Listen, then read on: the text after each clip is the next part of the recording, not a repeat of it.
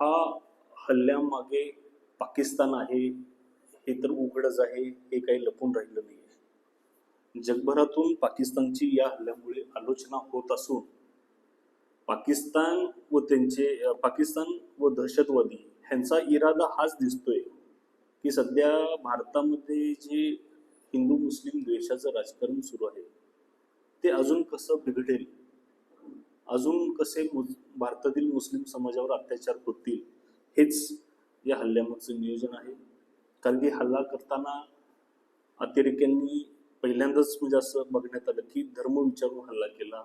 तुम्ही मुस्लिम आहात का, मला कलम पडता येतं का.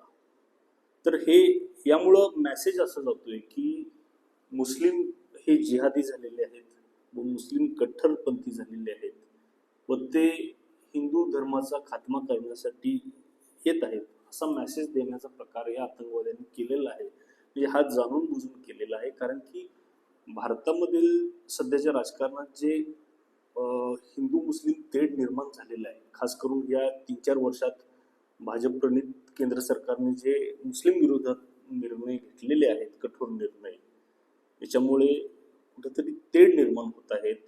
बऱ्याचदा भारतीय जनता पार्टीच्या मंत्र्यांकडून, नेत्यांकडून, प्रवक्त्यांकडून मुस्लिम समाजाबद्दल आपत्तीजनक विधाने येत आहेत. जातीवादी पक्ष MIM, OVC असेल त्यांच्याकडून काही वक्तव्य आहेत.